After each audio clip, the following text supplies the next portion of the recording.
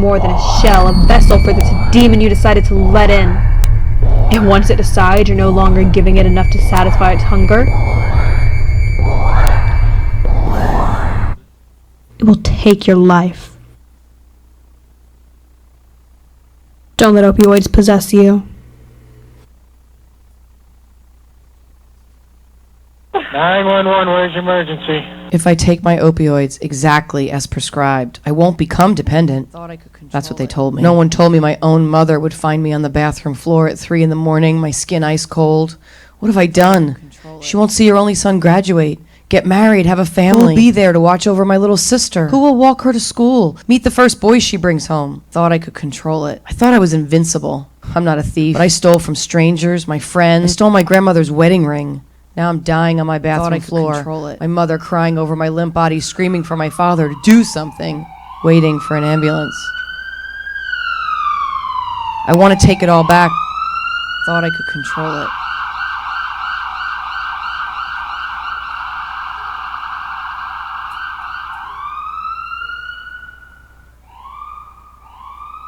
Thought I could control it.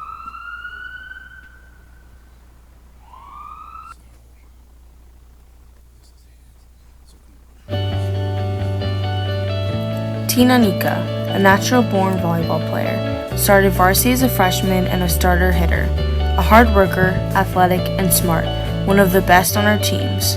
But as her anxiety and stress became worse, she turned to opioids, until the day she made her fatal mistake.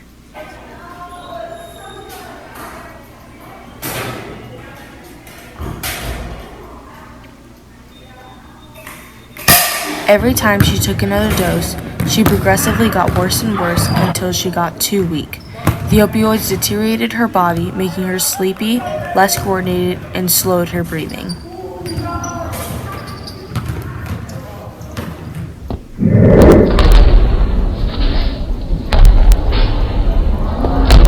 Tina was one of 47,000 people to overdose from opioids in 2017. Don't take the fall for opioids, take the stand against them. After my brother had died, when I was 15, was the first time I ever tried an opioid. Before my brother's death, I was just a normal kid. I liked video games, I played sports. Going through the grief of my brother's death, he told me that if I were to take this drug, I wouldn't have to feel anything anymore. When I took it, I felt numb. Any problem I had just kind of went away. My addiction got worse. I stole more. I hurt more people. I burned all the bridges. I ruined all the relationships I had. I had no one. I wasn't even getting high at this point. I was just not being sick anymore, and it would cost me probably around $300 a day. The mental addiction to this takes over your mind. I thought I had no choice. I just needed to do what I needed to do to feel okay. And so that was the first time I tried heroin, and there was no going back after that. Ended up overdosing, almost dying only a few feet from where my brother was found dead. Took 4 shots of Narcan to bring me back. Addiction is a chronic relapsing and remitting disease and hijacks the brain. What we really need to do is come together and stop this epidemic killing thousands every year. I was going to be an artist. I knew this since I was little, scribbling waxy rainbows with crayons. I knew this when I was older, painting in crisp strokes late into the night. I knew who I wanted to become. And then I made the decision. It was just a few pills at first. My friend's prescription painkillers. Then came the spiral. The constant need for just one more pill. Just one more. I didn't know anymore. I didn't know who I wanted to become.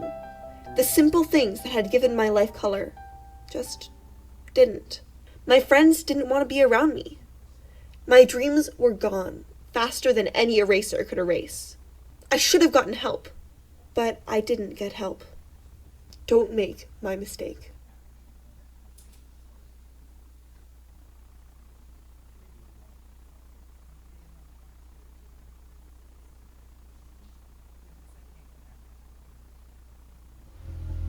This is my worst nightmare, was what I thought.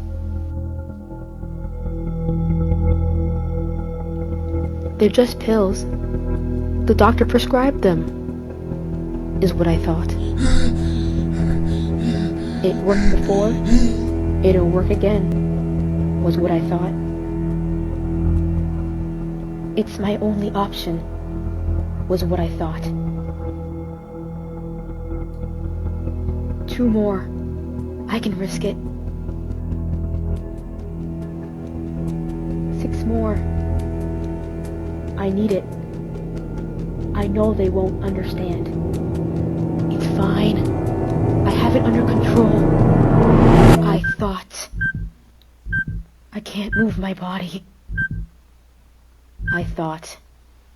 Think again. Get some help. I'm not here to make you happy. I'm not here to make you sad. I'm not here to inform you, to tell you what to do, to tell you that you shouldn't have tried it in the first place. That I know it's an addiction, and that I know it's hard, and that we can get help together. I'm not here to speak from experience, because I know you won't listen, because you're addicted to opioids. I'm not here to tell you what I know is the eventual outcome. Instead, I'm just here to show you what will happen, because I can't be there to tell you. Because I've gone down the same path before.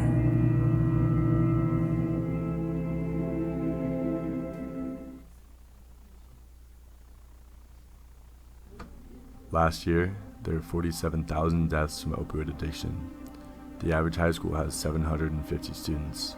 This means that last year alone, 64 high schools completely vanished, gone forever. Your crowded halls, completely empty. Your friends you hung out with and saw at school are all gone. All that is left are the empty pill bottles and the memories of the ones who used to use. Stop the epidemic today. Seek help now.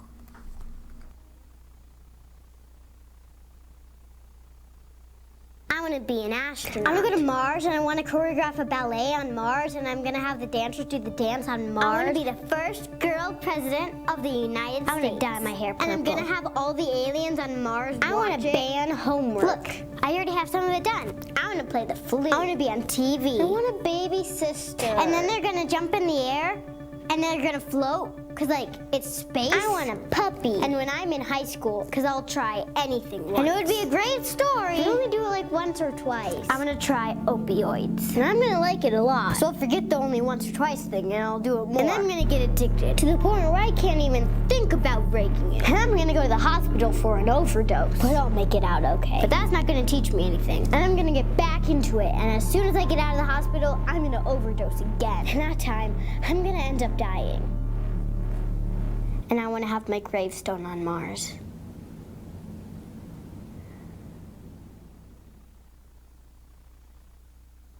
My life has been amazing. I got my first car, met a girl, graduated high school, top of my class. Then I went to my dream college on a full-ride athletic scholarship, graduated with a bachelor's degree, and remember the girl? She became my wife. Then, some years passed, quite a few years. Then my wife and I built a house and had 2 beautiful children. Then, I got my first big promotion. Life went on. I raised kids, and before I knew it, they were as old as I was. In my old age, I thought a lot about the legacy I would leave as I looked at my grandkids playing with the widest smiles on their faces. My life had its ups and downs, but that's just life. A life I never got to live. A legacy I never got to fulfill because I died of an opioid addiction. Now my legacy is just a bottle.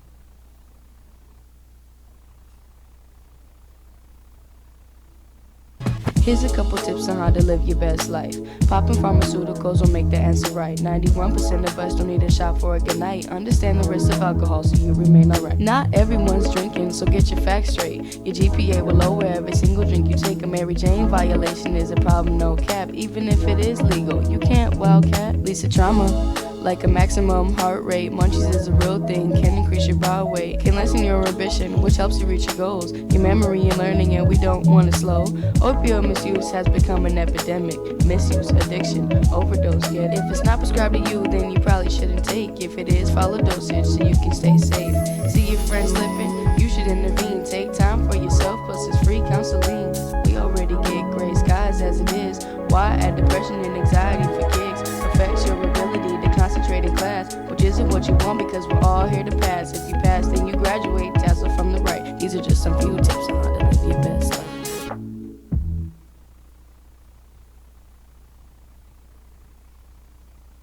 Awareness, the state or condition of being aware, having knowledge, consciousness. We are not aware. We sit here thinking everything's alright, but really are going through something that no one expected. When you ask me who the real killer is, I don't say this or that. I don't say it's a conventional drug dealer, no. I say it's the one you trust to help you get back, only to find out that's the one who stabbed you in the back. Opioids. It's the real killer, putting over 21,000 Americans in a restless sleep in 2015. If we only had a time machine to undo all this mess, to get back the loved ones lost, to live the life unfilled. If only we were aware. It's opioids who dim our consciousness. It's opioids who kill the knowledge. So let's wake up before it's too late, before this crisis turns into something much more dangerous. Let us regain awareness.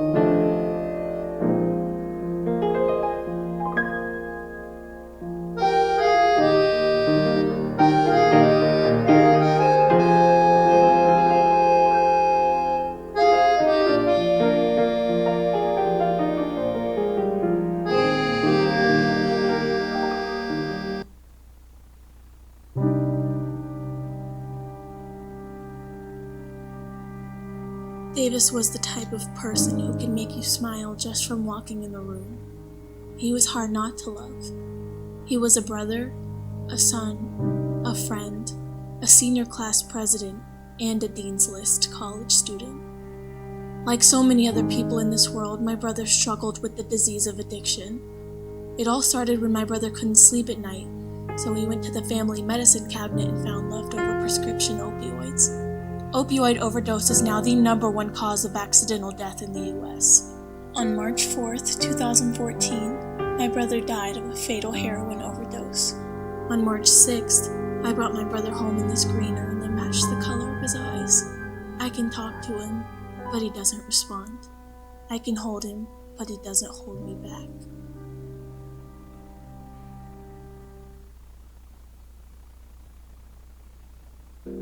I told you, it's some type of painkiller. The doctors gave it to my mom after she got out the hospital. I heard you can actually get high off of these. And the more you take, the higher you get. I'll bring some over to your crib later today. We can try them together. Don't do it, say no. Opioids ain't the way to go. Don't do it, say no. Opioids ain't the way to go. Prescription or non-prescription, it's all a very bad decision. It can easily become addictive. That's why we must prevent it.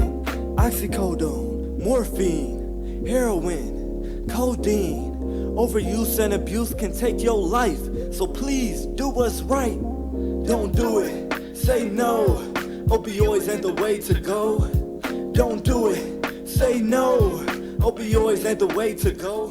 Please help us stop this opioid epidemic and save the youth.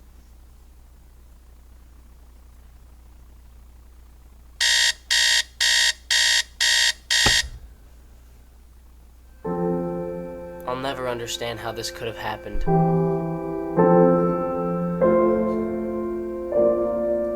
How it was so easy.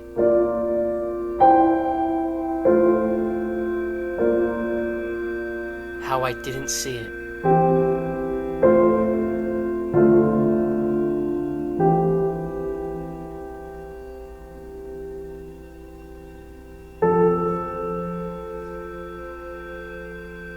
And how it could have left me so alone.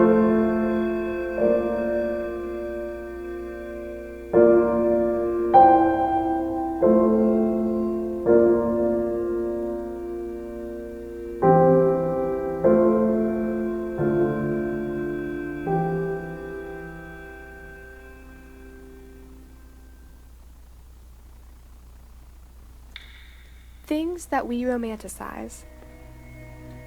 Sunsets. The smell of coffee and books. The night sky. Starting a home and a family. Drugs. You heard me. I'm talking prescription opioid and heroin misuse. Between 26.4 million and 36 million people abuse opioids, and 33,000 plus people are dead because of it. Is this a number that we should romanticize? Let's stop romanticizing drugs so that people don't have to miss out on all the truly wonderful things this life holds for us. Let's end prescription opioid and heroin misuse.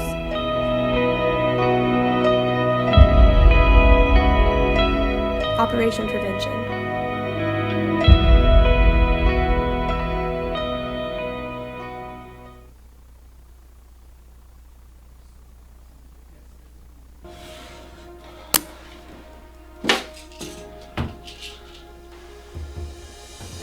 I'm only supposed to take one. But your leg hurts. And the doctor prescribed it to you. It's just one more.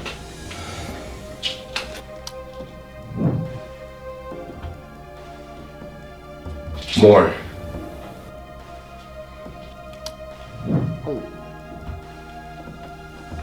More.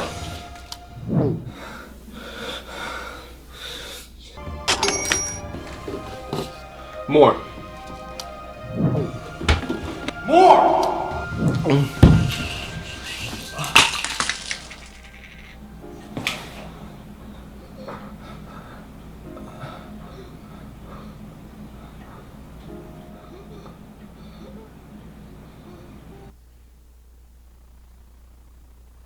Why would anyone in their right mind abuse drugs? Like, seriously, think about it for a sec. Painkillers such as opioids are meant to be taken as a prescription drug, not to be chowed down like candy. So why is it that almost 15 million people indicated misusing painkillers in 2014 when it's clear as day that doing so could kill you? That just doesn't make any sense. In fact, nearly 1 in 5 teens say they've abused prescription medicine at least once in order to get high. To get high? Are you kidding me? This isn't some music video glorifying drugs or some show you see on TV. This is real life, and you only get one of them. One life where you can be anything: a basketball player, a lumberjack, the president. You want to know what you can be if you misuse opioids? Exactly. No temporary high is worth risking your life forever.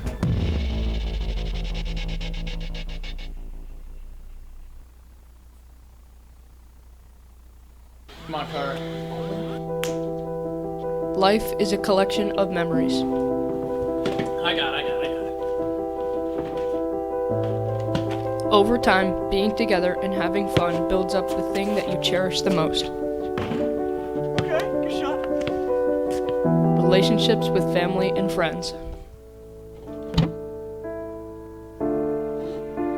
But using opioids distracts you. I gotta go. They pull you away from what's important.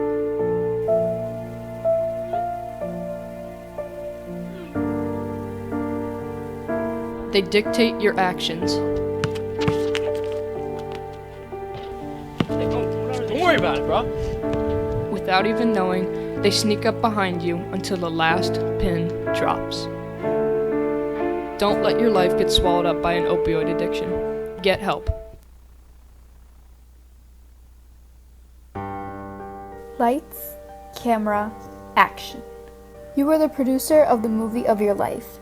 You can direct this movie and ensure it becomes a blockbuster by writing a good script as you make good choices. DrugAbuse.gov reports using abusable substances at this age can disrupt brain functions in areas critical in motivation, memory, learning, judgment, and behavior control. Your tale is just now commencing. By making the correct choices and straying away from opioid abuse, you will be able to continue creating the blockbuster film that is your life. There are so many friendships to be made, memories to be had, and adventures waiting for you. How will you direct the story of your life?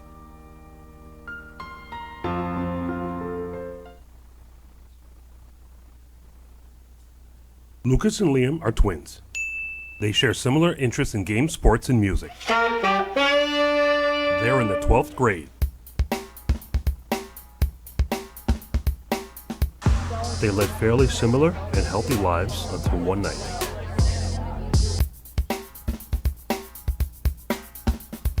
The effects of opioids began to take place shortly after Liam's decision to take them. Come time for prom, Liam's girlfriend had broken up with him. I just feel like you're hiding something. You've been acting so weird. Within months after Liam's choice in taking opioids, the twins' lives had become drastically different.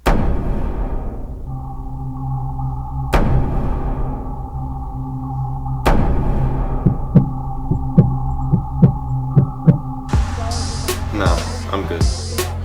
Make the right choice.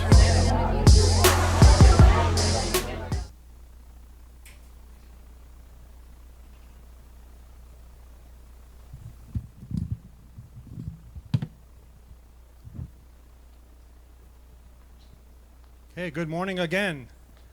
For those of you who weren't here when I first introduced myself, I am Rich Lucy. I'm a Senior Prevention Program Manager here at the DEA in our Community Outreach and Prevention Support section. Hope you've enjoyed watching some of the PSAs that were produced by youth from across the nation as part of our Operation Prevention initiative with Discovery Education. And we'll have some more to show you after the panel. But at this time, I'd like to ask our three panelists to come out up and join me. I'll introduce you to them, and then we'll get into our Q&A.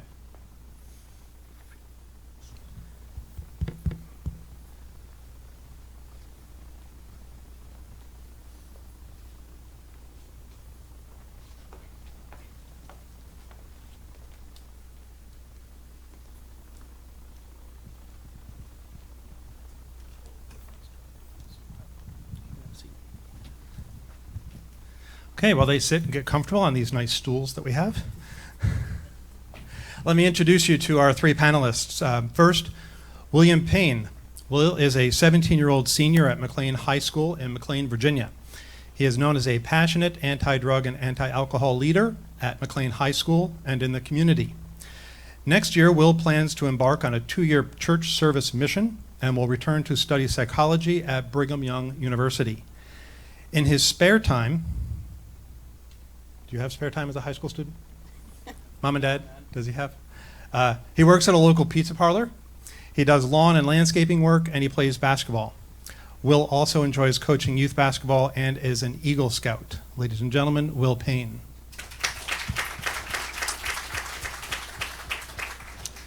Next is September Johnson. Now, September and I go back a few years. She was an intern of mine in my previous federal agency at the Center for Substance Abuse Prevention, which is part of the Substance Abuse and Mental Health Services Administration. September is now an intern for us here at DEA in our section. So let me tell you a little bit about September. She is a master's in public health candidate at the Boston University School of Public Health. She earned her bachelor's degree in public health from the University at Albany. She has a background in project management and has over 3 years of experience as a public health professional in a variety of fields and settings. At the University at Albany, September was a peer educator with the nationally recognized Middle Earth Peer Assistance Program and helped develop the university's collegiate recovery program. September also has served as alcohol and other drug graduate assistant at Wellesley College. She hopes to continue her career in substance use prevention following graduation. Ladies and gentlemen, September Johnson.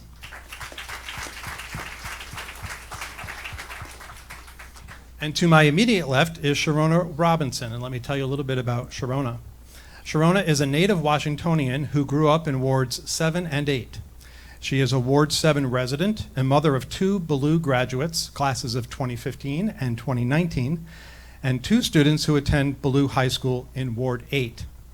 Sharona currently serves as the PTSA president at Ballou High School and has served on a variety of education committees, including the Chancellor's Parent Cabinet and the DC Advisory Committee on Student Assignment. She believes that all children deserve a quality education no matter where they live, and in her role as a Community Action Team Coordinator in the DC Public Schools Communications and Engagement Office, Sharona's goal is to engage more families and community stakeholders east of the Anacostia River. Ladies and gentlemen, Sharona Robinson.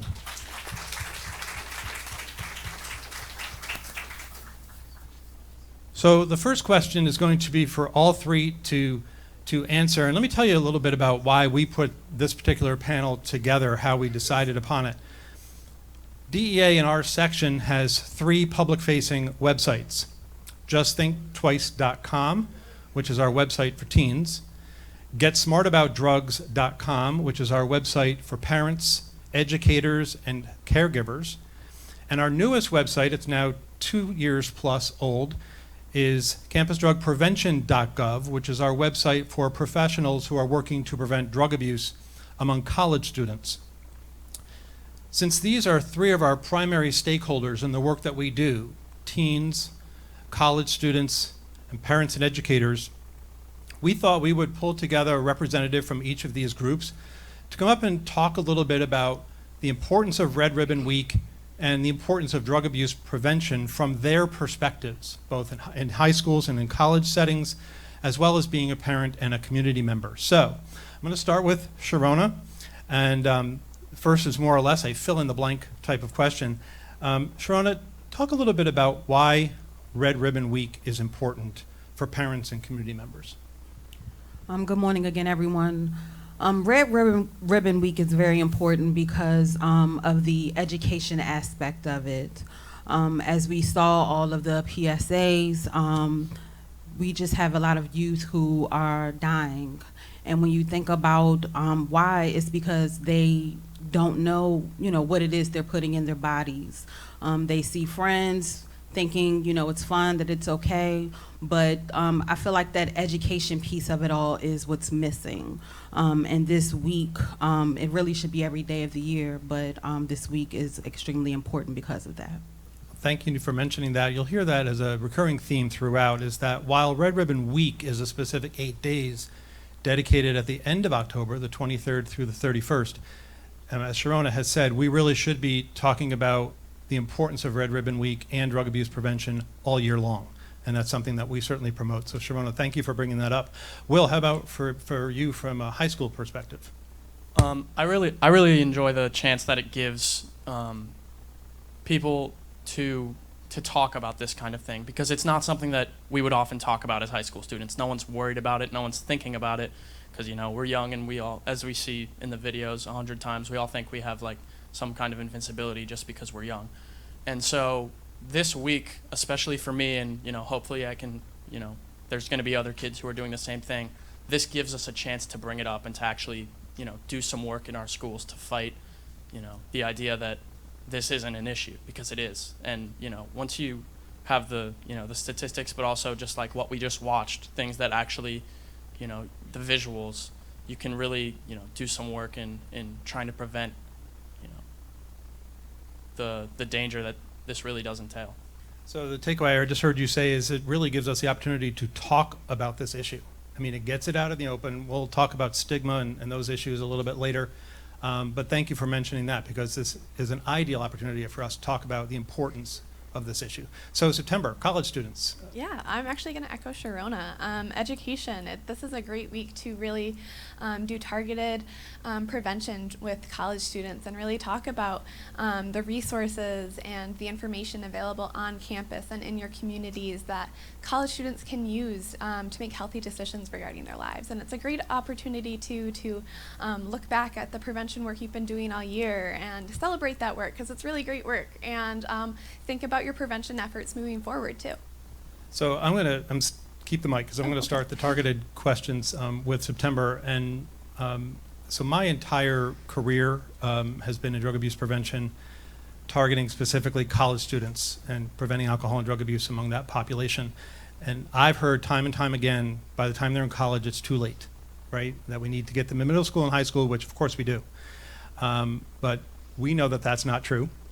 Certainly you can prevent drug abuse among this population. But September, I want to ask you from your experience both as an undergrad student, you've been in peer education, now you're a grad student.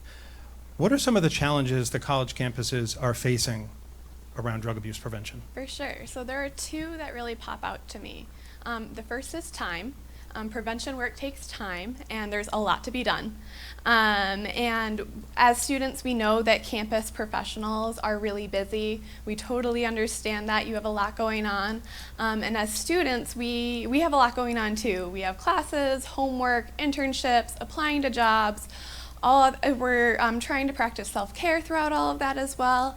So those are two really busy schedules, and hopefully in your prevention work you're working with students as well to make that really effective prevention work happen. So you're dealing with two really busy schedules right there, but it's really important to take that time and carve it out so that your students are being continuously trained in prevention and all of the updated statistics and everything so that they can go out and disperse that information to their fellow students as well. The other thing that comes to mind is when it comes to health information and trying to find the answer to something, our immediate reaction is to Google something and to use the internet to find our information. So when it comes to substance use, the internet is a great place to find that information, but sometimes there can be a lot of inaccurate health information out on the internet. So we want to make sure that we are taking the time to train our students to find that accurate health information and to be able to identify what is and what is not accurate health information so that they have that skill moving forward to make the best decisions for themselves. Excellent response, and so a bit of a not so shameless self-promotion. I mean, if you want to go on campusdrugprevention.gov, we have a section called the Student Center.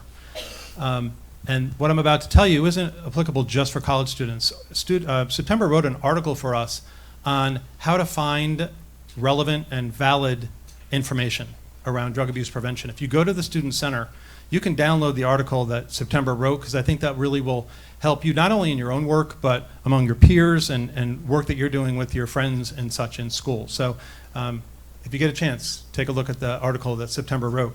So Will, I'm going to ask you, why do you think some people your age in high school are using drugs? Well, firstly, because I think they think it's fun, which is like, at some point, at some level, it's as simple as that. There are people that are using drugs for recreation. But I think at another level, there's certainly there's a drug culture at my school, and I'm sure at many high schools around the country. It seems like drugs are kind of the popular thing to be doing, and you really, really need to determine what you are, like who you're going to be, like what you're going to do and who you're going to be, and the choices you're going to make from day one in high school. Because I thought, as a freshman, I thought I had made friends who were at the time kind of committed to, steering clear of that kind of stuff. And, by senior year now, I can't, they're completely different. They've kind of given up on that. And so at some level, you really need to try and make friends who are going to, share your kind of standards. But at another level, you also have to be willing to just say no, even if you're the only one. It's better to be right and alone than to be wrong and in the crowd. So. Okay, thank you. Sharona, I'm going to talk to you. We've been focusing this first question on challenges and the why. So what are some of the challenges that your community, and you're in several communities within DC, yes. But what are some of the challenges that the community faces around drug use? So what I will say is each community does have its own identity. However, right now there is more of an issue around synthetic marijuana, more so than opioids. And I do want to say that, as we're hearing and having these conversations, the crisis didn't just start now. The crisis started back in the 80s when crack came to the nation's capital, when the nation's capital was the murder capital of the world. So, but unfortunately, because of the communities it's affecting, more white, more affluent, we're now talking about it as a crisis. But in my community, it's been a crisis for quite some time. And I do want to add just one thing from a parent's perspective to Will's comment. It's very important for us as parents to listen to our children. So I do have 3 teenagers, 15, 16, 17. So I do have to do a lot of listening. And as a parent, it is hard because we do want to jump in and sort of give our opinion. But it is key for us to be able to listen and just watch for those signs because we are the experts when it comes to our kids. So when we are seeing, you know, them be extremely different, and as teenagers they are going to be different because they're, you know, growing into people and figuring out who they are. But when you're seeing, you know, like really erratic behavior, you know, self-loathing, just wanting to be alone, you may want to, you know, just start having some conversations. But it's great to have a good relationship with your children. So I'm really glad that you mentioned about, you know, every community being different. We've known this in prevention for the longest time, that you cannot take a cookie cutter approach to prevention. What's going to work, say, in Ward 8 may not work in Ward 5. It may not work within neighborhoods within Ward 8. Every, you know, neighborhood is different, and certainly as a native New Yorker, you look at New York City, for example, a 3-block radius is very different than 3 blocks down the street. And so it's really important to make sure you know your community and know the issue that they're facing.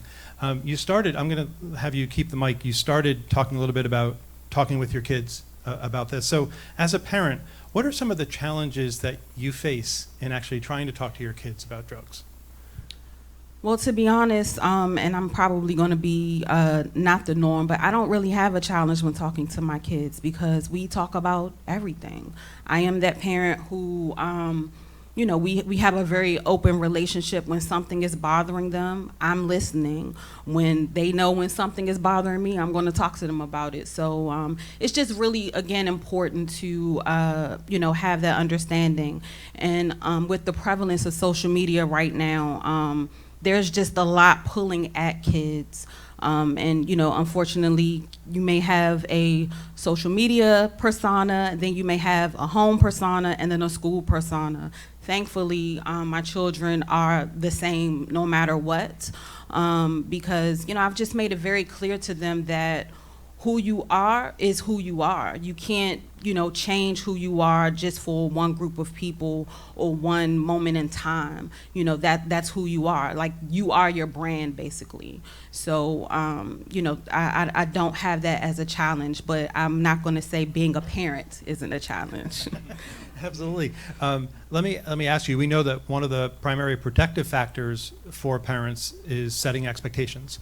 So as the mom of 3 kids, did you set those expectations, this open communication you have with them very early, and it's just continued as they grew older? Yes. So I actually have 4 kids. My oldest is 22, but you still yes. talk to them and oh, tell absolutely. them, absolutely. You never stop being a mom. Never. And it has been very important. You know, just from them being young, we've talked about everything. They've been encouraged to do different things. Like, you know, my 17-year-old is in her first year at the University of Miami, and a lot of what she was doing here as a student, advocating for others, just being really involved in the community, she's even doing there. So it's just they've just been taught to just try to be responsible citizens, responsible human beings, and to help others. So it sounds like you've set a foundation for them early that they're carrying on in their other settings and other schools and other areas. So I've great, tried. Great, good to hear, good to hear. So, Will, I'm going to ask you a Red Ribbon related question. We talked a little bit about this in your opening statement, but how can Red Ribbon resonate with high school students? How can we get the message across? I think that you know, people their age should reach out. There's, you know, there's a big difference between hearing it from someone who's, you know, older and my age, your age, sure. Say it. You know, someone who's older and someone who, you know, does this as their job or something, and someone who's just like, hey man, I'm worried about you, and, you know, like, I want to help, and there's all these people that are dying, and there's all these people that are, you know, getting themselves in serious trouble and, you know, ruining their lives.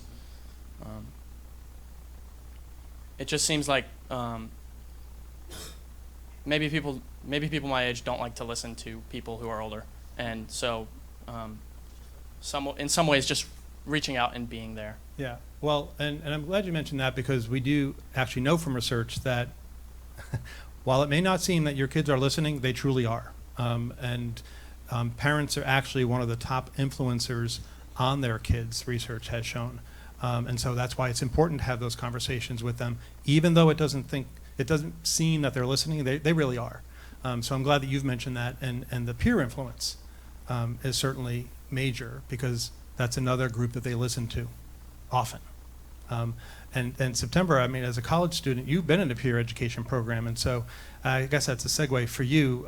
Would you agree with what Will is saying, that from a college perspective? Yeah, definitely. I think talking to peers is one of the fastest way that information spreads on a college campus, and I'm sure in a high school as well. And so really making sure, if you're working with peer educators, that they are trained so that they can dispel any myths on their campus regarding substance use, and they can provide accurate information and provide quality resources in your community. That's really important. And students have access to conversations that campus professionals just don't have access to, whether they're bus rides, library conversations, late walks at night. These are conversations that, as much as campus staff might want access to, they're not going to have access to, and having peer educators and student leaders who are trained in this topic area is really important, so that you get the good information out there.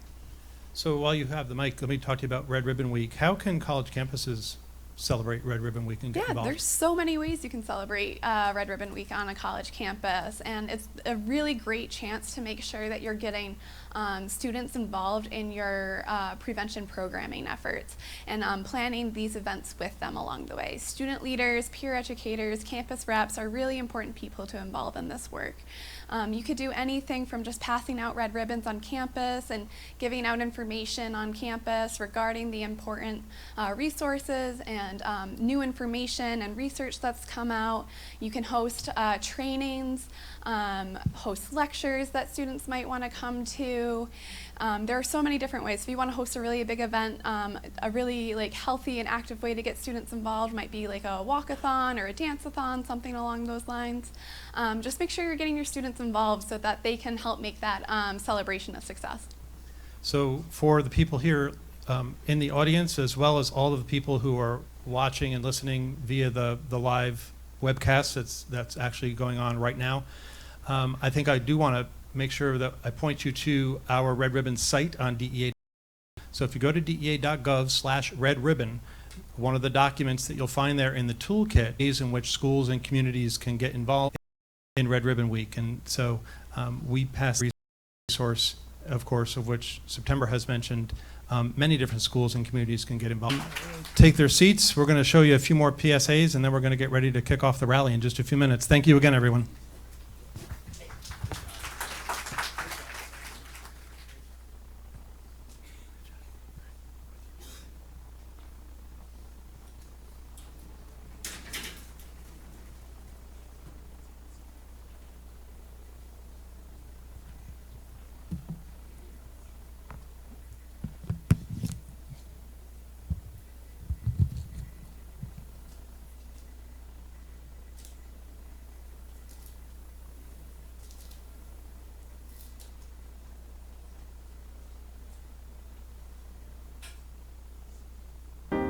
I have the worst headache. I don't think I'm gonna make it through the night. Here, take one of these. Give it 10 minutes and you won't feel anything. How did you get this? My dad left them on the counter. These are addictive. I'm not taking it and neither should you. I know, they just make me feel good. Lauren! Okay, I'll stop taking them. Promise? Promise. She broke her promise. She started taking them more and more. It wasn't long before her dad figured out where they'd been going. She started to have withdrawals when he took the pills away. She doesn't go to school anymore. I don't see her anymore. She said she would stop, but it's not that easy. My advice to you, don't start in the first place.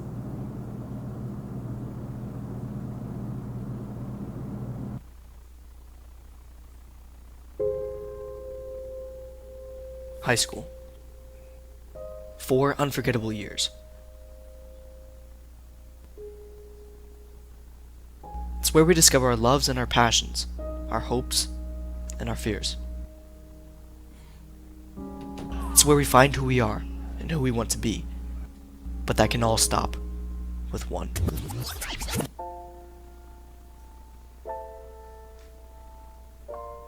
Instead of our reflection, there's only an empty shell.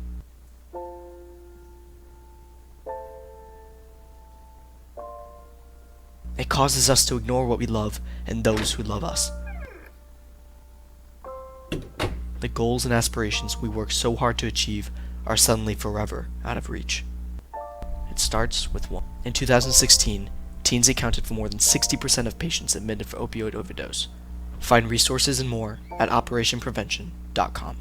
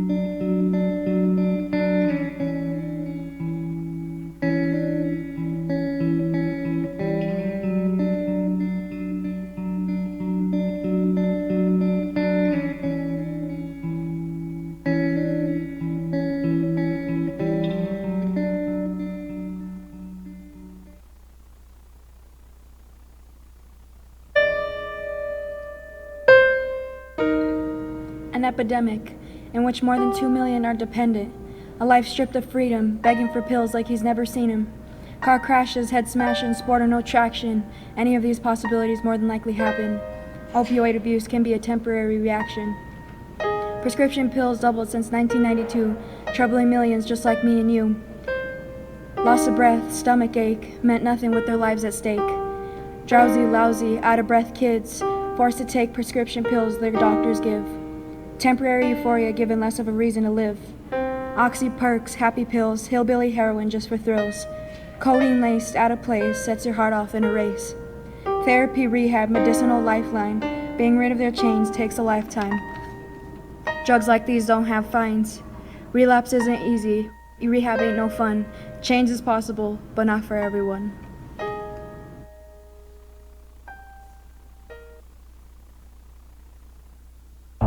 Life is full of choices. We are faced with many opportunities to choose between what's right and what's wrong. Sometimes our judgment is clouded by influences. One bad choice can cost you everything. Hey bro, what's good? I ain't seen you in a minute. You look down.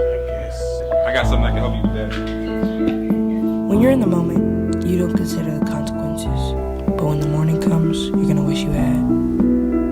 Opioid abuse is a serious issue for teens, starting with school. Sports are no longer a priority in your life. Taking from the ones you love and going to great depths just to get your next high. Pill after pill, the madness grows deeper inside of you.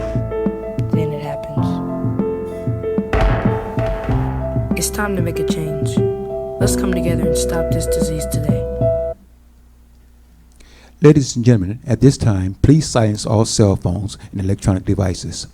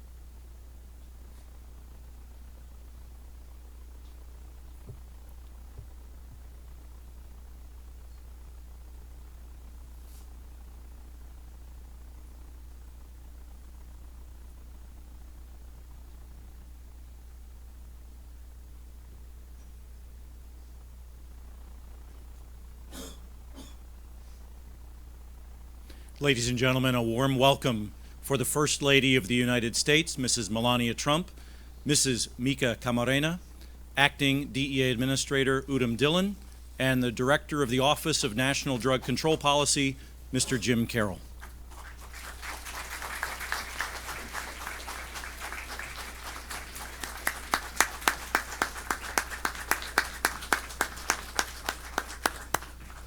Good morning and welcome to DEA's National Red Ribbon Rally. My name is Sean Ferns with the DEA Community Outreach and Prevention Support Section. Our Master of Ceremonies today perhaps needs no introduction, certainly not for anyone who has watched the award-winning series Breaking Bad on the AMC network or on Netflix. Dean Norris played DEA Special Agent Hank Schrader on Breaking Bad from 2008 to 2013. He also portrayed Town Councilman James Big Jim Rennie on CBS series Under the Dome, and currently plays mob boss Clay Uncle Daddy Husser on the TNT series Claws. Please join me in welcoming Dean Norris.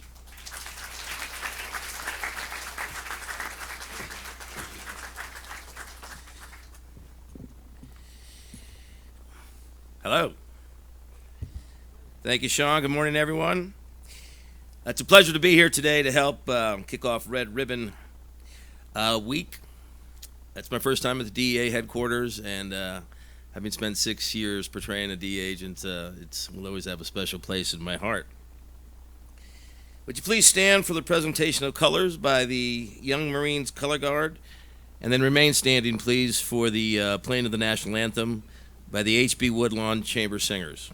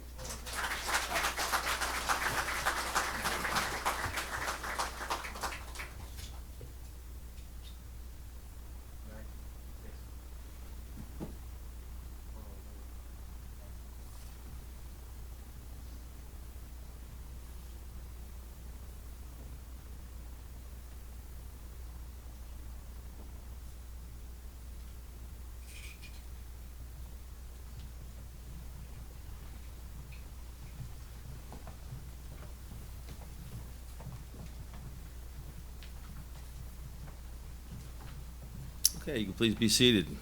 Thank you, H.B. Woodlawn and the Young Marines. Thank you all for joining us today at the DEA's National Red Ribbon Rally. This important program today helps to kick off the celebration of Red Ribbon Week across the nation, which is an annual event to promote living drug-free. During Red Ribbon Week, drug-free observances will be held around the country. And these events serve as a reminder to everyone of the need to educate America's youth about the dangers of drugs use and abuse, and as a call to intensify our efforts concerning drug abuse prevention, education, and awareness. And that's why we're all here today. I'd like to welcome our very special guest, the First Lady of the United States, Miss Melania Trump. Thank you for being here.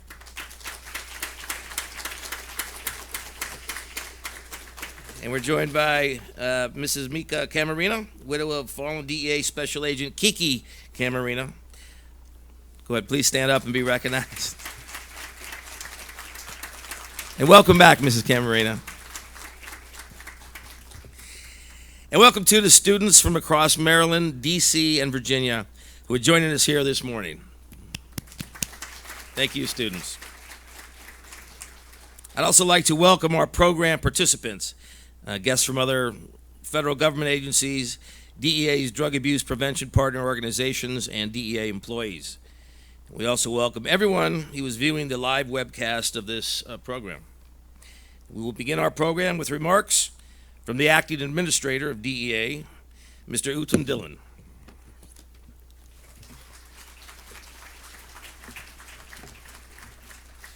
Mr. Dhillon was appointed DEA's Acting Administrator on July 2nd, 2018 by Attorney General Jeff Sessions. Before coming to DEA, Mr. Dhillon served as an Assistant United States Attorney in the Central District of California, Associate Deputy Attorney General in the Department of Justice, and as a Deputy Counsel and Deputy Assistant to the President of the United States. Please join me in welcoming Acting Administrator Dhillon to the stage.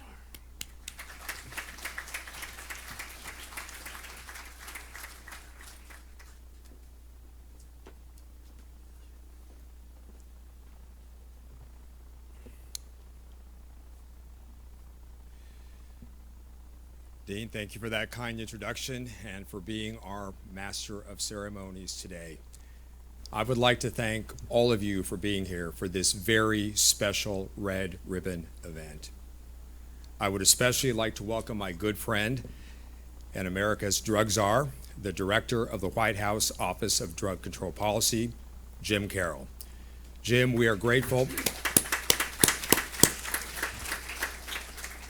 We are grateful for your friendship and for this administration's unwavering support of law enforcement. I would also like to welcome from the White House, James Baer of the Domestic Policy Council. Thank you for being here to demonstrate your support for law enforcement and the important drug use prevention work we highlight today. And finally, from the Department of Justice, Assistant Attorney General for Legislative Affairs, Stephen Boyd. Stephen, thank you for your thoughtful guidance and for always being there when DEA needs you. And to our many colleagues here from law enforcement agencies and associations from around the nation, thank you for standing with us in our pursuit of justice and safer communities. Red Ribbon is a special time for DEA and for the country. The Red Ribbon campaign is celebrated in every DEA office around the world and by DEA's prevention and education partners, to whom we are enduringly grateful. It is a time for remembering those who showed courage in the past and for projecting their courage and commitment into the future. This year's celebration is especially meaningful because we are beginning to see progress in the fight against opioid addiction. Between 2017 and 2018, we witnessed a 5% decrease in drug overdose deaths. While that may not sound like much, it represents the first drop since 1990 and over 3,400 American lives saved. There is much more work to be done, but we are seeing meaningful improvement with the help and support of the people in this room and across the nation. I believe we will continue to make progress and save lives. Red Ribbon is also an opportunity to honor those we have lost and to recommit ourselves to building drug-free communities by educating America's youth about the real threat posed by drug abuse. And this is the day that we pause and remember a person very special to the DEA family, a person who is a testament to selflessness, courage, and to a commitment to a cause greater than oneself. On February 7th, 1985, DEA Special Agent Enrique Kiki Camarena left the Guadalajara, Mexico DEA office to meet his wife Mika for lunch just across the street from where he worked. He never made it. Throughout that February, DEA engaged in a massive investigation, and while that investigation progressed, a local farm worker discovered 2 bodies in a field adjacent to a busy road about 1 kilometer from a small Mexican ranch. One was Mexican pilot Alfredo Zavala, and the other was Special Agent Camarena. Mexican drug traffickers had kidnapped, tortured, and murdered him. I visited Guadalajara last month and saw the place where Special Agent Camarena was kidnapped and the house where he died. It was a sobering and powerful reminder of the sacrifices made by the selfless men and women of law enforcement who every day face incredible dangers in the fight to keep us safe. Special Agent Camarena was determined to make a difference, and he paid the ultimate price. His sacrifice and the sacrifice made by everyone on our wall of honor motivates us to work harder to accomplish our common goals. We do this by educating the next generation, extending compassion to those in addiction's grip, and vigorously enforcing the law against those who prey on the innocent. Special Agent Camarena attended high school in the California border town of Calexico. When people there heard of his passing, they wanted to do something to honor him and fight back. So they formed a Camarena club at Calexico High School. It was the beginning of Red Ribbon. I'm pleased that 2 of the founders of that original club are here today. Henry Lozano, a friend and high school classmate of Special Agent Camarena, and who has dedicated his life to drug prevention. And someone who I know very well, my brother David Dhillon, a teacher at Calexico High School, who worked with Henry and others to bring about the first Red Ribbon efforts more than 3 decades ago. Henry, David, thank you for being here today and for your vision. I hope you are proud of the way we have continued your legacy. The National Family Partnership helps carry on that legacy today with their work on the Red Ribbon campaign. Mrs. Camarena, thank you for being here today. Your husband was a man of personal integrity, courage, and patriotism. 34 years ago, he died fighting for what he believed was right, confronting evil in the form of ruthless Mexican drug traffickers. The DEA family promises you that we will never forget his sacrifice and the sacrifice made by your entire family. And we will continue to wear red ribbons so that others will never forget. And I am pleased to see that we are joined today by so many students from DC, Maryland, and Virginia schools. You are the reason the men and women of DEA do what we do every day. And I ask you to please wear your red ribbons proudly. Go back to your schools and homes, tell your friends and families about what Red Ribbon symbolizes, a call to service that Special Agent Camarena answered, and a pledge to live drug-free. You have the power to change the future, and we are counting on you to do just that. And finally, we are truly honored to have someone here today who cares deeply about America's children and has traveled across this nation bringing compassion to those who see too little of it. She also shares our commitment to ending America's drug crisis. Through her Be Best campaign, she has encouraged children to achieve their full potential and raised awareness about their health and well-being, online safety, and opioid misuse. First Lady Nancy Reagan provided her early and avid support for Red Ribbon and attended rallies as the campaign got organized in 1988. However, today marks the first time a First Lady has ever visited DEA headquarters. So it is truly a historic day for DEA, a day when we are honored to have our very special guests join us in celebrating Red Ribbon. Ladies and gentlemen, please join me in welcoming to DEA headquarters the First Lady of the United States, Mrs. Melania Trump.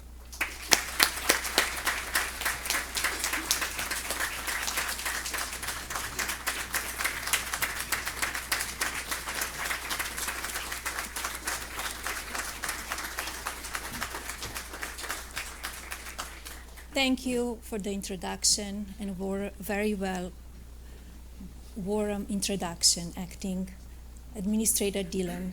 And thank you for all that you and your administration are doing in the fight against drug abuse. Good morning, everyone. I'm so pleased to be here and for the opportunity to talk about the importance of being drug-free and helping to share the message of Red Ribbon Week. This campaign actively engaged with schools, resulting in students pledging to be drug-free while honoring the work being done by many Americans to keep our communities safe. My initiative, Be Best, is dedicated to helping children and ensuring that we are doing all we can to take care of the next generation. Since its launch last year, I have used Be Best to shine a light on programs and people that show what it means to be best. Whether it is showing a simple act of kindness, providing care where there is a need, or teaching something valuable, Be Best promotes the positive actions happening in our communities and around the globe, and helps children understand what it means to live healthy lives. In my time as First Lady, I have traveled to hospitals and visited rehabilitation centers where I have seen firsthand the horrible results of drug abuse. Our administration will continue working hard in fighting the opioid crisis. I know Director Jim Carroll of the Office of National Drug Control Policy is with us this morning, and I applaud and support the continued efforts he and the entire office are doing to help in this fight. Illegal use of drugs destroys too many families in our country. Drugs are taking a toll on our most vulnerable. For example, an infant that is born with neonatal absence syndrome is a direct result of opioid abuse. In November of last year, during a town hall with students from Liberty University, I addressed the stigma surrounding drug dependence and addressed the issue again in March in Las Vegas. I will continue to address addiction as long as it affects our children, our youth, and our schools. We need to continue encouraging teenagers and young adults that have fallen into drug addiction to be brave enough to admit it, to talk about it, and to get help. This also includes addiction associated with e-cigarettes and vaping. It is important to me that we all work to educate children and families about the dangers associated with this habit. Marketing these addictive products to children must stop. Today is an opportunity to be proactive in our efforts to eliminate drug use and addiction among our youth. For Red Ribbon Week, students can sign a pledge that, if honored, will lead to a lasting positive impact on their lives and the lives of their friends and peers. I want to thank the United States Drug Enforcement Administration for their involvement in Red Ribbon Week and all they do to keep our schools, communities, and cities safe from criminal drug use. Special Agent Enrique Kiki Camarena's story is a testament to the strength that comes from a community devoted to caring for one another.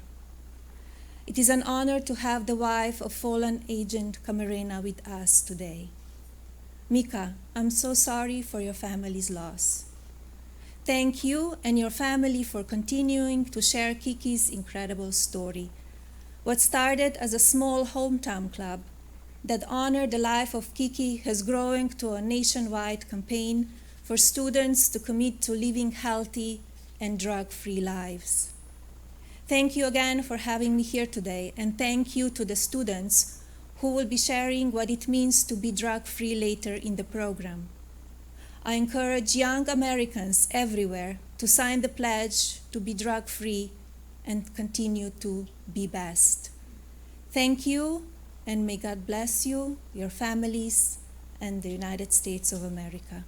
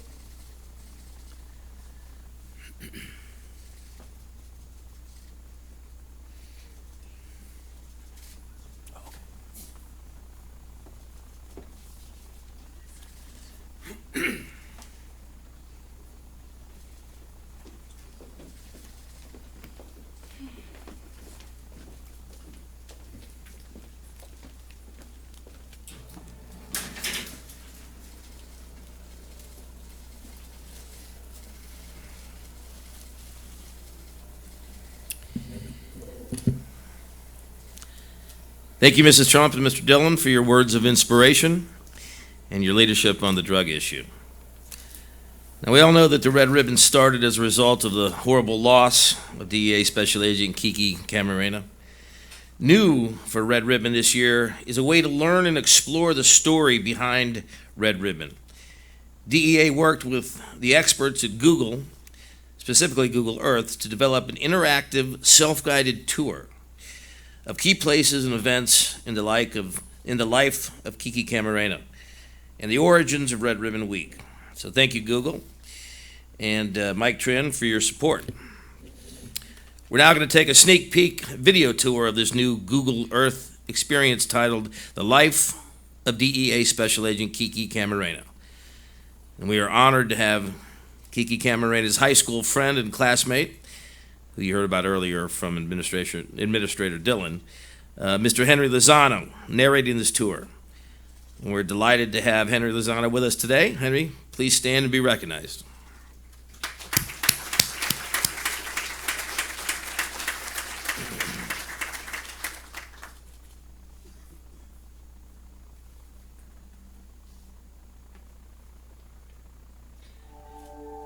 We will explore the life of DEA Agent Enrique Kiki Camarena through the lens of Google Earth.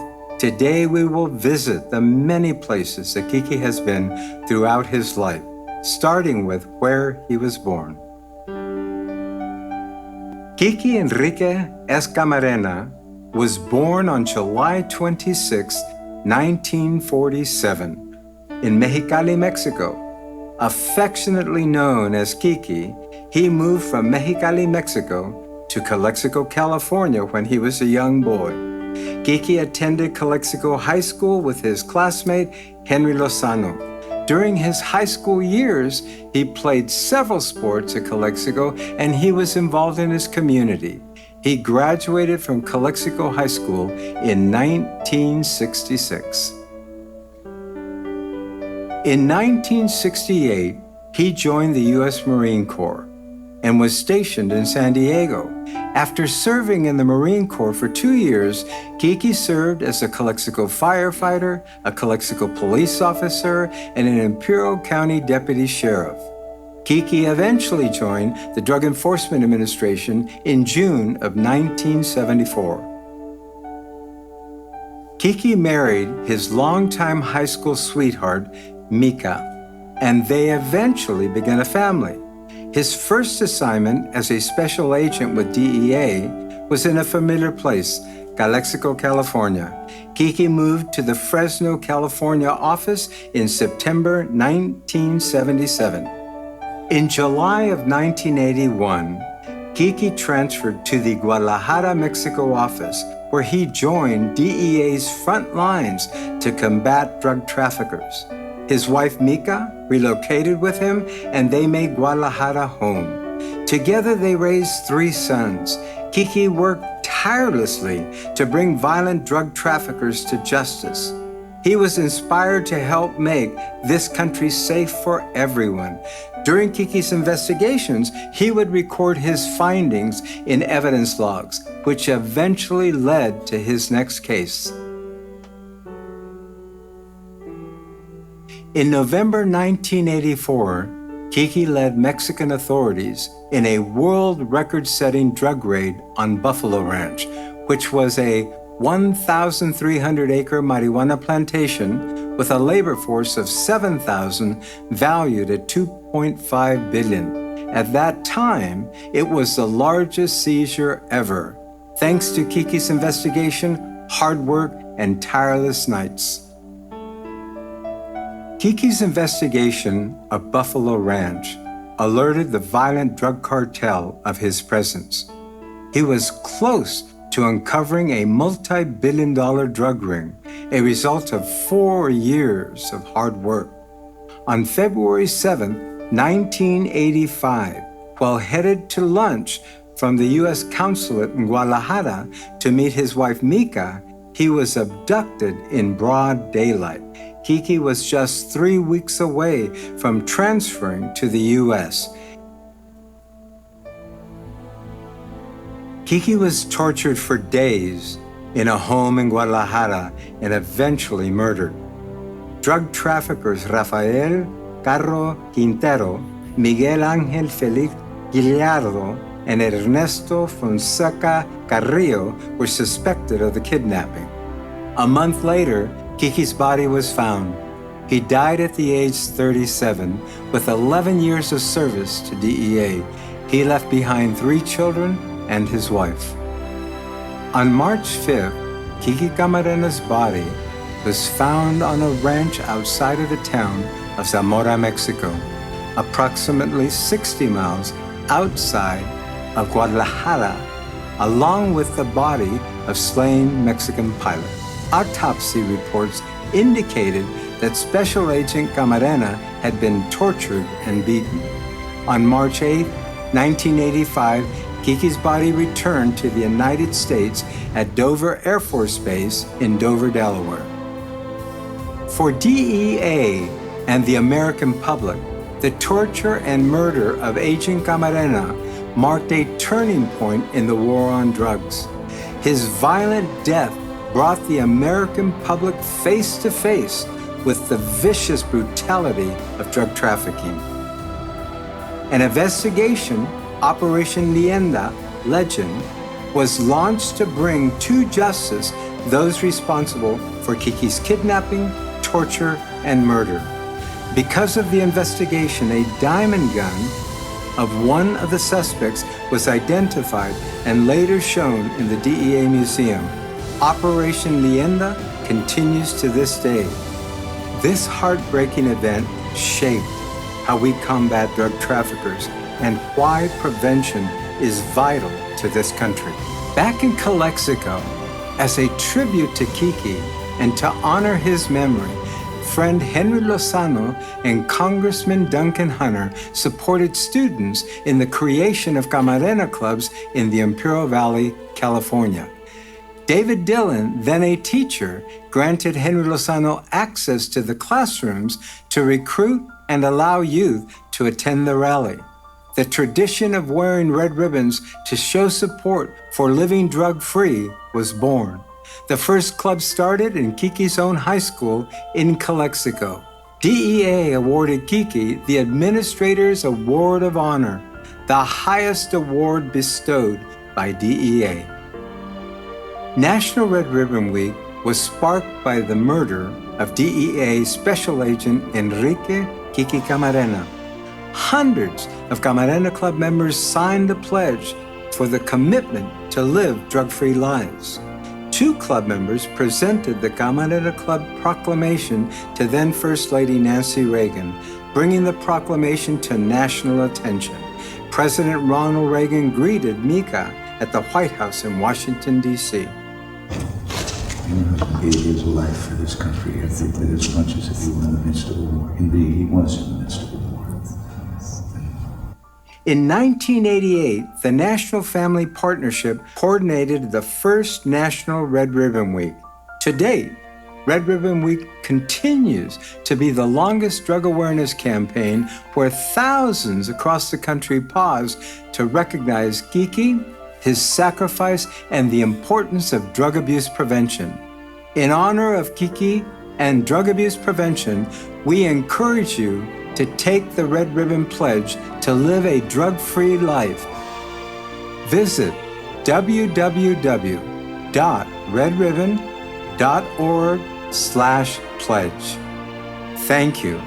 I'm Henry Lozano, friend of Kiki and Mika Camarena.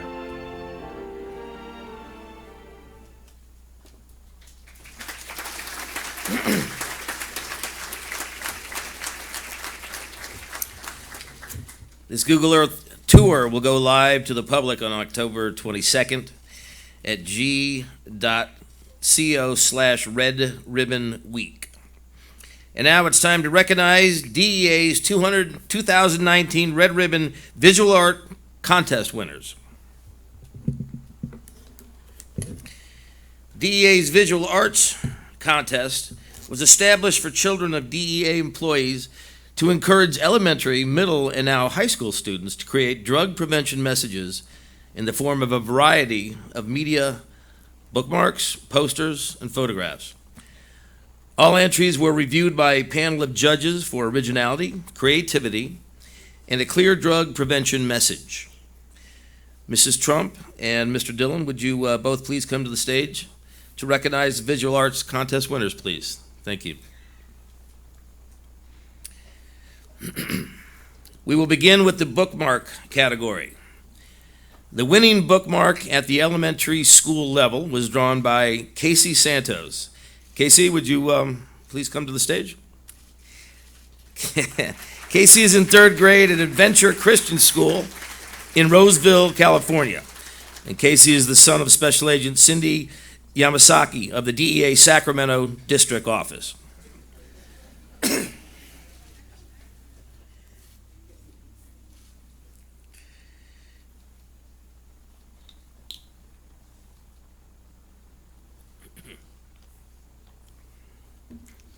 All right.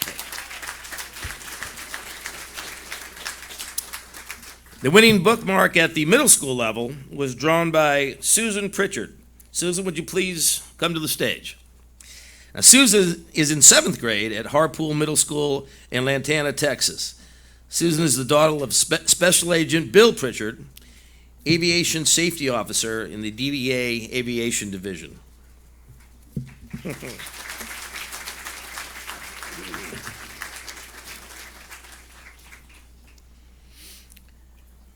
Okay, the winning bookmark at the high school level was drawn by Ava Davis. Ava, would you please come to the stage? Ava is in 11th grade at South Doyle High School in Knoxville, Tennessee. Ava is the daughter of Special Agent Michael Davis in the DEA Knoxville Resident Office.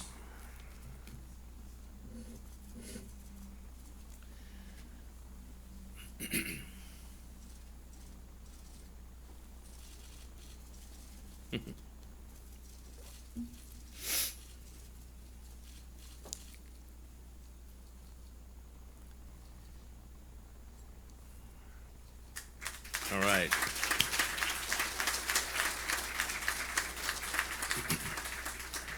Okay, now we move to the poster category.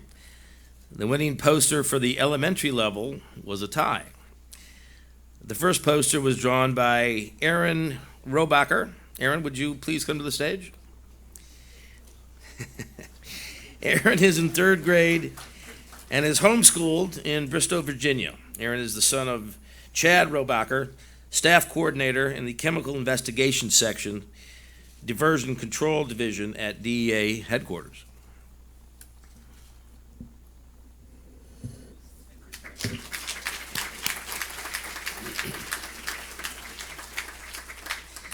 And the second poster was drawn by Anastasio Rosario. Anastasia, would you please come to the stage? Anastasia is in the 4th grade at Ferdinand T. Day School in Alexandria, Virginia. Anastasia is the daughter of Staff Assistant Deborah Lynn Rosario, Office of Congressional and Public Affairs at DEA Headquarters.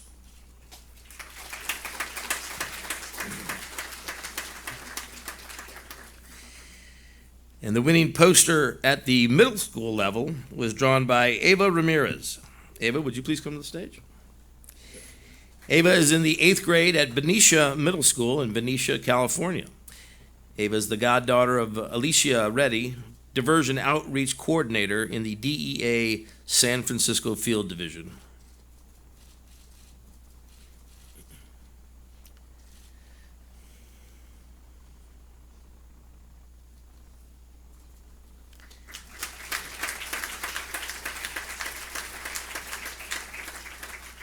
And the winning poster at the high school level was drawn by Darkenya Giancarelli. Darkenya is not able to attend the program today. Darkenya is in the 9th grade at Kokanee High School in Flagstaff, Arizona, and is the daughter of Jacqueline Giancarelli, a DEA 360 Community Outreach Specialist in the Flagstaff Post of Duty Office in the DEA Phoenix Field Division. Finally, the photography category.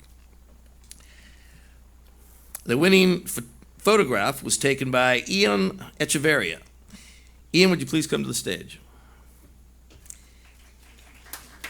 Ian is in the 3rd grade at the Kingdom Christian Academy in Dorado, Puerto Rico. Ian is the son of Nadia Rodriguez, a task force officer in the DEA San Juan Division.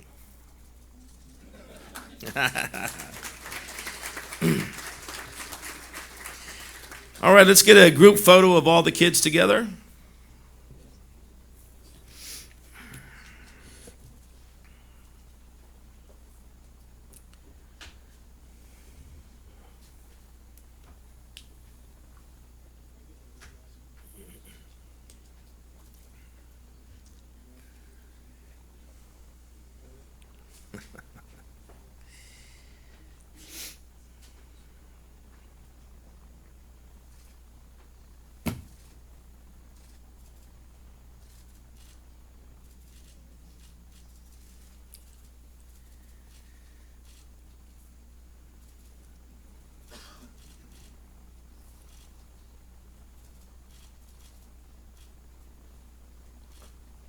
All right, let's give a hand to all our visual arts contest winners. Thank you. And Mrs. Trump and Mr. Dhillon, we have just 2 more awards to present, please, before you return to your seats. Each year, DEA sponsors its Community Drug Prevention Awards as part of the Red Ribbon campaign to highlight the importance of grassroots efforts to keep our nation's communities safe and drug-free, to recognize the volunteer activities of DEA personnel, and to enhance DEA's future prevention-related programs. This year, 26 nominations from across DEA were submitted, and thanks to all of the judges and intelligence, diversion, operations, and the field divisions for the time and careful consideration they gave to review each of the nominations. Each award winner receives a plaque to commemorate their achievement and $1,000 to support their local drug abuse prevention efforts. I'm pleased to announce this year's award winners. The first award goes to the Unified Prevention Coalition, nominated by Community Outreach Specialist Matthew Taylor from DEA's El Paso Field Division. The Unified Prevention Coalition for Doña Ana County, New Mexico, was established in 2008. It is a collective partnership focused on preventing substance use and abuse among youth and young adults in Doña Ana County and southern New Mexico. Please join me in welcoming to the stage Marisol Diaz, the Director of Prevention and Community Collaborations at the Southwest Center for Health Innovation at New Mexico's Public Health Institute, who will accept this award on behalf of the organization. Over the past 5 years, the coalition has decreased parents providing alcohol to minors in home settings by 68%, increased parents reporting locking up prescription medications by 24%, decreased sharing of medications by 25%. Congratulations to the United Prevention Coalition.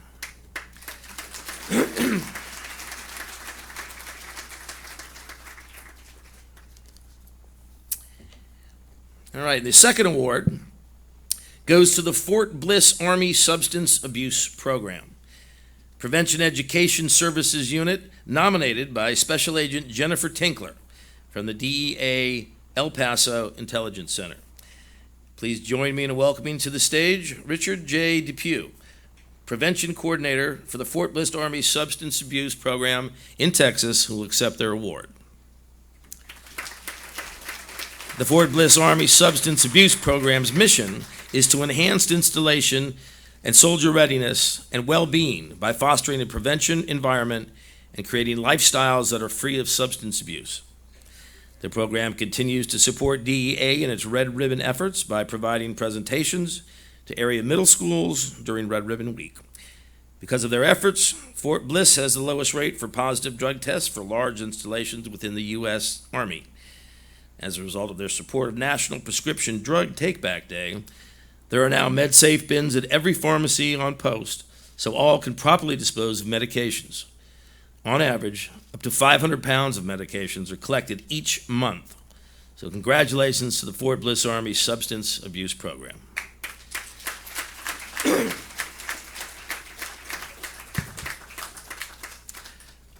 And that's all, Mrs. Trump. Mr. Dhillon, if you'd like to take your seats, please.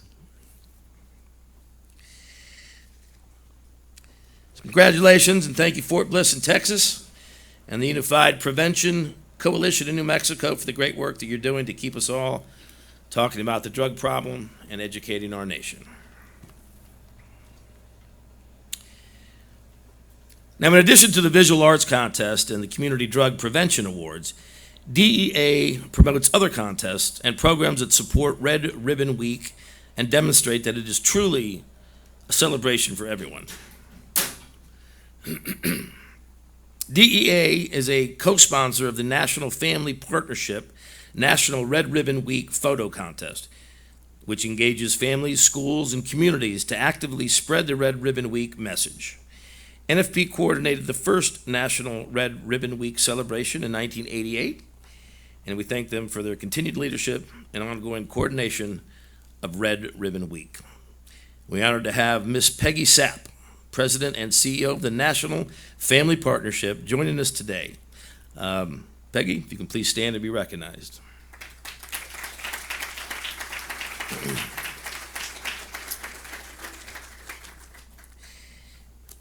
DEA and the Substance Abuse and Mental Health Services Administration co-sponsor a campus video PSA contest for colleges and universities to promote the importance of preventing alcohol and drug abuse among college students. The entry period is currently open, and the submission deadline is November 8th. The winning campus receives $3,000 to help support their school's local drug abuse prevention efforts. For more information about this year's contest, please go to campusdrugprevention.gov. That's campusdrugprevention.gov. DEA also has a Red Ribbon Week patch program that provides Boy Scouts and Girl Scouts the opportunity to earn and patch from DEA by participating in anti-drug activities in support of Red Ribbon Week. I could say two of my boys have earned that patch. To find out more about any of these contests or opportunities, please visit dea.gov/Red Ribbon, or you can contact the Community Outreach section here at DEA Headquarters. Now, there are a lot of different ways that students can celebrate Red Ribbon and engage in activities that avoid drugs. Tapping into their creative side is one way. Maybe there's a budding actor or actress out there in the audience with could be the start of a new Breaking Bad movie, perhaps. In any event, next up are a few youth performances that highlight the effort to bring talent to bear and influence their classmates and friends to send a message to stay drug-free.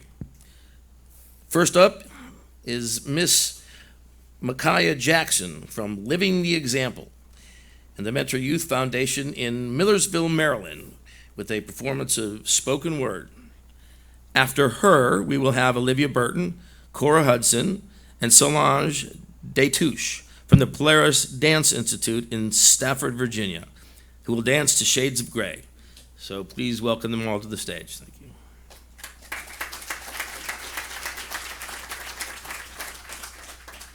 Good morning, everyone. My name is Micaiah Jackson.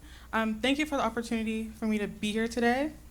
I go to Old Mill High School, and on behalf of Living the Example, I am going to be presenting a personal poem I wrote entitled Live Different. I hope you guys enjoy.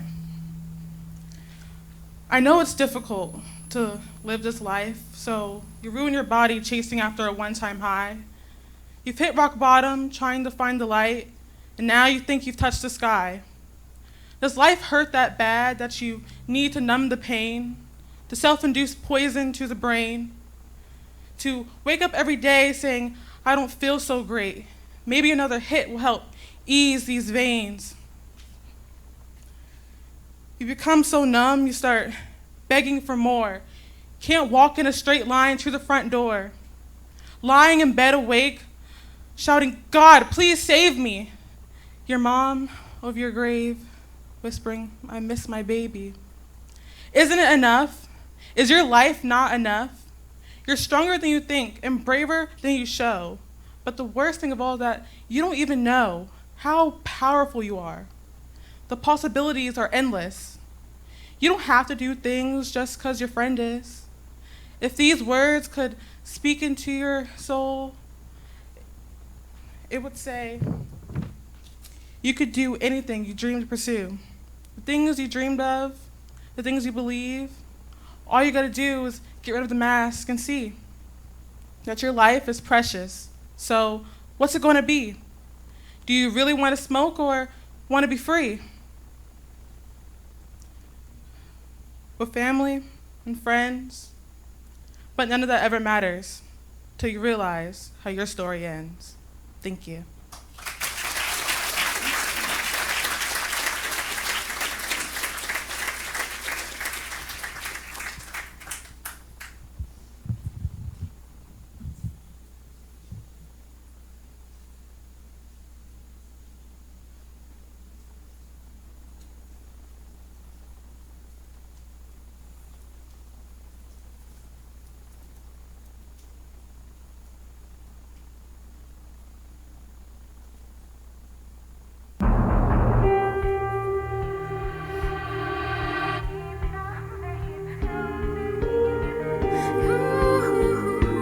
Thought it was love. Memories sculpt the lines that lead me far from here, from here. Trying hard to silence all you'd say, but you stay in my ear.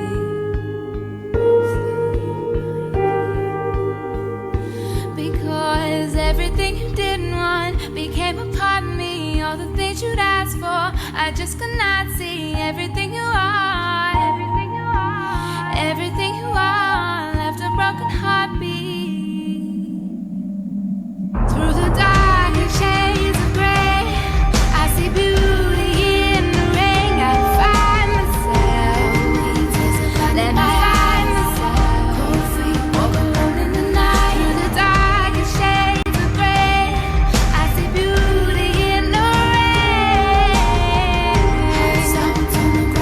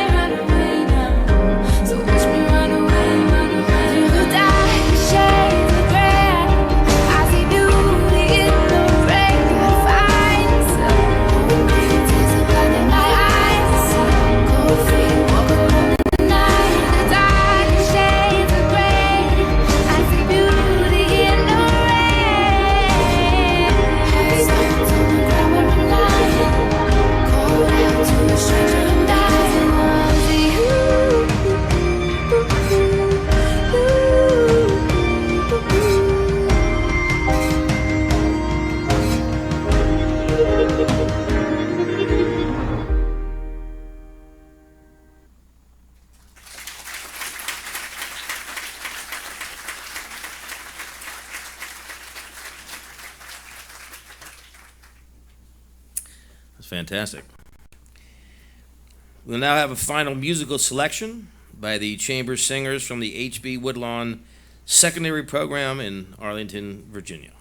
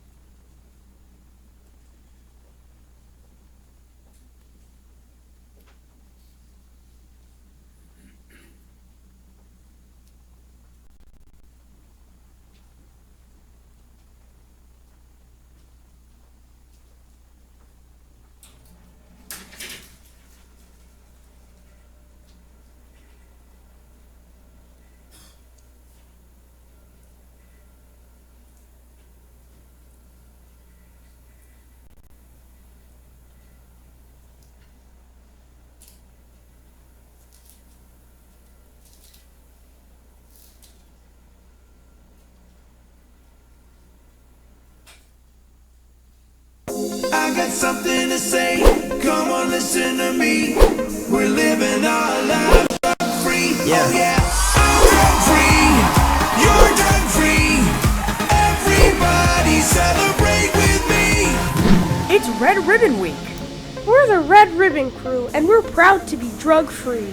Does everyone here know what Red Ribbon Week is? Red Ribbon Week is a celebration that happens every year during the last week in October.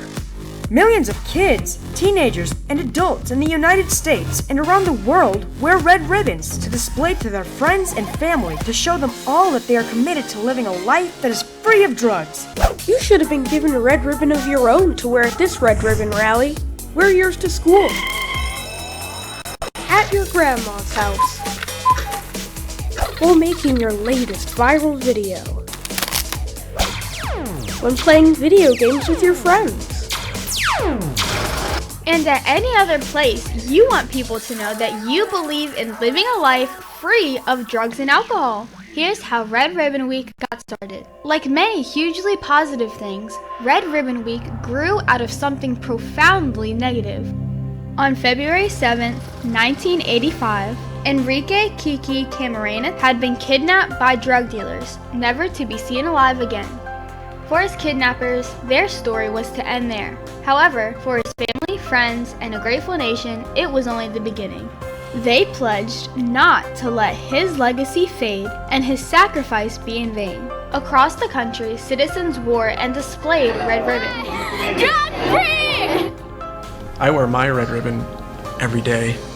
Not only in memory of Special Agent Camarena, but for all those whose lives were lost trying to free the nation from drugs. Beyond that, the red ribbon symbolized the development of an attitude of intolerance regarding the use of drugs. There is nothing admirable, positive, or socially desirable about it. There is nothing desirable about drugs. They're bad. In a 1988 proclamation, Congress established Red Ribbon Week to commemorate the work and life of Kiki, and to show intolerance for drugs in our schools, workplaces, and communities.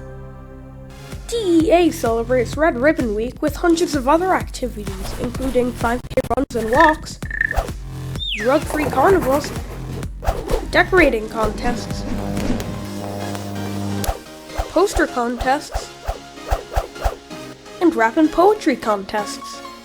Live your life the drug-free way. Hold up your ribbon, let's celebrate. I'm drug-free, you're drug-free. Everybody celebrate with me. Move your ribbon from side to side. Let's celebrate our drug-free lives. Hey, this is Red Ribbon Week. This week we celebrate. So come on and make me proud. Let's say the pledge out loud.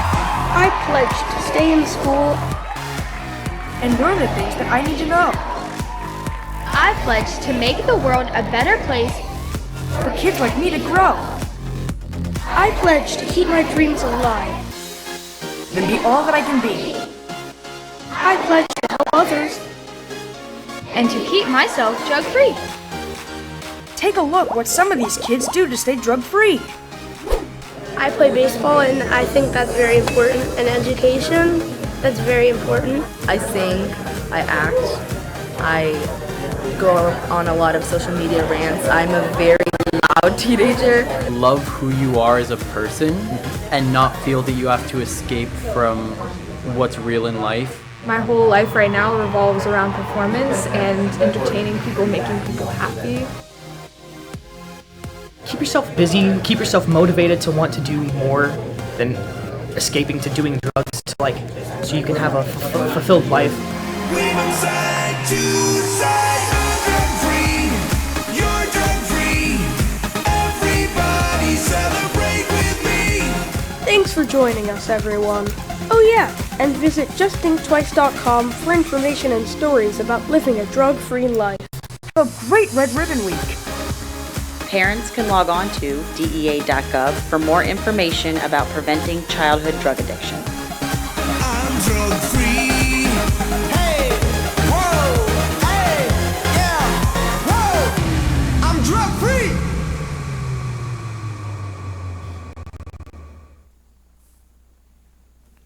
All right, that was pretty good. Okay, now I hope everyone was paying attention to the end of that video where they did the Red Ribbon Pledge, because now you all are going to do it for real. Would Acting Administrator Dhillon please join me here on stage to lead us in the Red Ribbon Pledge? Would all the students in the audience please stand?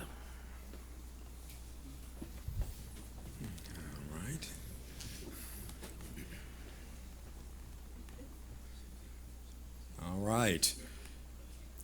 This is a pledge, so please raise your right hand and repeat after me. I pledge to stay in school and learn the things I need to know. I pledge to make the world a better place for kids like me to grow.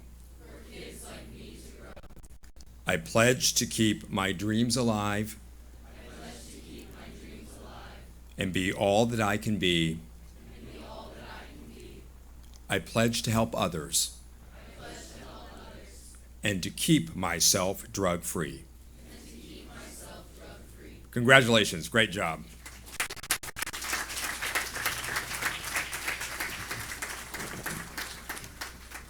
Thank you, Mr. Dhillon, and thank you, students.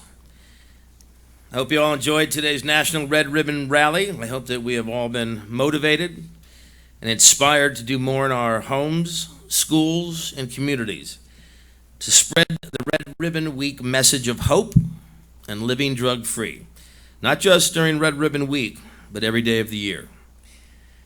I do have some homework for you, though.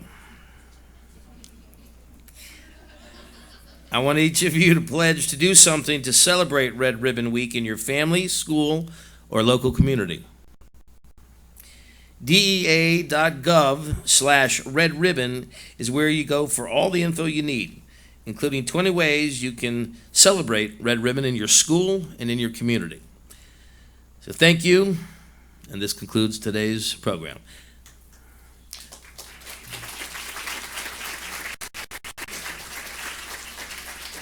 This time I'd like to invite our dignitaries in the front row to exit the auditorium, please.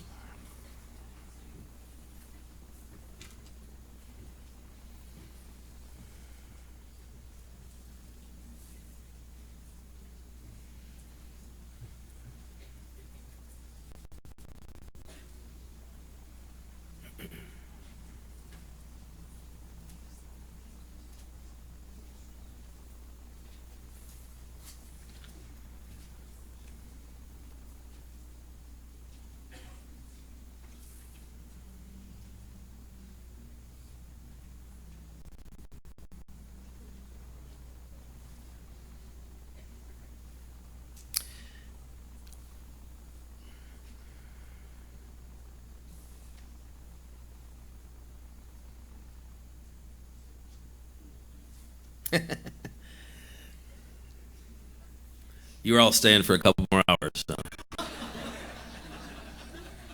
You didn't get that part?